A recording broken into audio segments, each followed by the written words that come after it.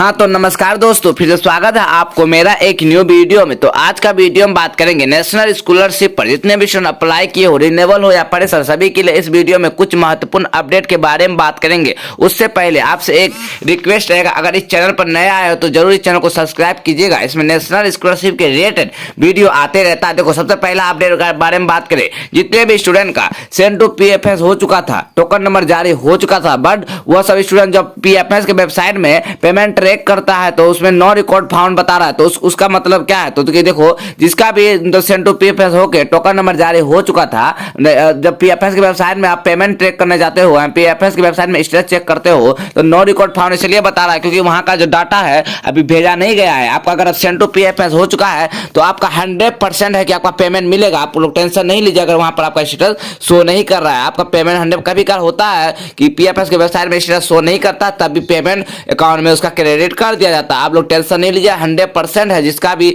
No record found आ रहा है मतलब पीएफएस के वेबसाइट में, उसको टेंशन नहीं लेना। अगर आपका सेंड टू पीएफएस हो के टोकन नंबर जारी हो चुका है तो आपको 100% है कि आपका पेमेंट मिलना ही है। तो इसलिए आप लोग टेंशन नहीं लीजिए। और बात करते हैं जितने भी स्टूडेंट का मेरिट लिस्ट में यस हो चुका था, टोकन नंबर मेरिट लिस्ट में यस हो चुका था, जितने भी स्टूडेंट का मेरिट लिस्ट में यस हो चुका था, जिसका अभी तक मतलब मेरिट लिस्ट में यस हुआ, जिसका अभी तक मतलब सेंड टू पीएफएस नहीं हुआ है यानी बहुत दिन से, तो देखो सबसे पहले देखो मेरिट लिस्ट में यस होने के बाद क्या होता है, पेंडिंग रिवेरिफिकेशन में चले जाता है। यानी फिर से 2 से 3 बार डिस्ट्रिक्ट नोडल ऑफिसर वेरीफाई करता है, तभी आपका मतलब सेंड टू पीएफएस करता है। तो आप लोग थोड़ा वेट कीजिए जब तक सेंड टू पीएफएस नहीं होता है। सेंड टू पीएफएस होने के बाद ही कुछ दिन के बाद वेट करने के बाद आपका टोकन नंबर जारी होता है। टोकन नंबर जारी होने के बाद ही आपका अकाउंट में आपका पेमेंट क्रेडिट कर दिया जाता है। देखो, सेंड टू पीएफएस उसी स्टूडेंट का होता है जिसका जो बैंक अकाउंट दिए हो नेशनल स्कॉलरशिप पर, उस बैंक अकाउंट में कोई गड़बड़ी ना हो, बैंक अकाउंट बंद ना हो, आधार से सीडेड हो, आधार से लिंकेड हो, यानी आपका बैंक अकाउंट क्लोज ना हो, तभी आपका सेंड टू पीएफएस होगा।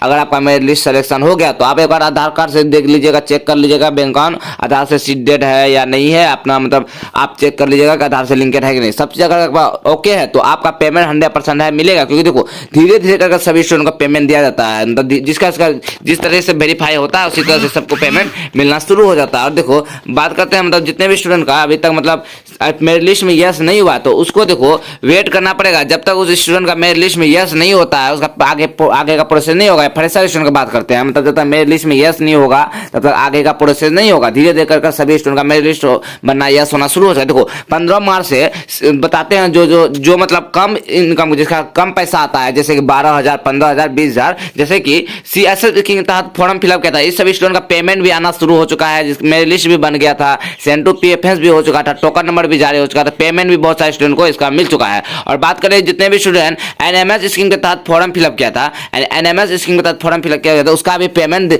आ गया था। यानी जो छोटा छोटा अमाउंट रहता है जैसे कि 15, 20, 25,000 तक, उसका मेरिट लिस्ट में जल्दी सिलेक्शन हो जाता है। और लेकिन जिसका भी लाख से ऊपर है, 75,000, 1 लाख अमाउंट, उसका थोड़ा टाइम लगता है मेरिट लिस्ट बनने में, इसलिए उस सबको वेट करना पड़ेगा कुछ दिन, तभी मेरिट लिस्ट में यस हो जाएगा। तो देखो इस तरह का प्रोसेस होता है। बात करें रिन्यूअल वाला स्टूडेंट का, तो रिन्यूअल वाला स्टूडेंट का देखो इंस्टीट्यूट लेवल से जब वेरीफाई होता है तो उसका देखो मिनिस्ट्री डिस्ट्रिक्ट या तो स्टेट नोडल ऑफिसर वेरीफाई करता है, उसके बाद मिनिस्ट्री पर जांचा जाता है, उसका डायरेक्ट सेंड टू पीएफएस हो जाता है। उसमें token number send to PFS होकर टोकन नंबर जारी होकर पेमेंट अकाउंट में क्रेडिट कर दिया जाता है। लेकिन उसका मेरिट लिस्ट नहीं बनता। देखो उसका इसलिए मेरिट लिस्ट नहीं बनता है क्योंकि देखो मेरिट लिस्ट इसलिए नहीं बनता, जो मतलब वो जब फ्रेशर था रिन्यूअल स्टूडेंट, उसका ऑलरेडी मेरिट लिस्ट बना रहता है, उसका ऑलरेडी सिलेक्शन रहता है, उसका डायरेक्ट सेंड टू पीएफएस होकर उसका अकाउंट में उसका पेमेंट क्रेडिट कर दिया जाता है। इस तरह का प्रोसेस होता है रिन्यूअल वाला स्टूडेंट का। लेकिन फ्रेशर स्टूडेंट में मेरिट लिस्ट बनेगा, टोकन नंबर जारी होगा, सेंड टू पीएफएस होगा, मतलब फ्रेशर में ज्यादा प्रोसेस है। एक बार आप फ्रेशर हो तो आपको एक बार टाइम लगेगा पेमेंट आने में, उसके बाद आप रिन्यूअल करवाओगे तो आपको टाइम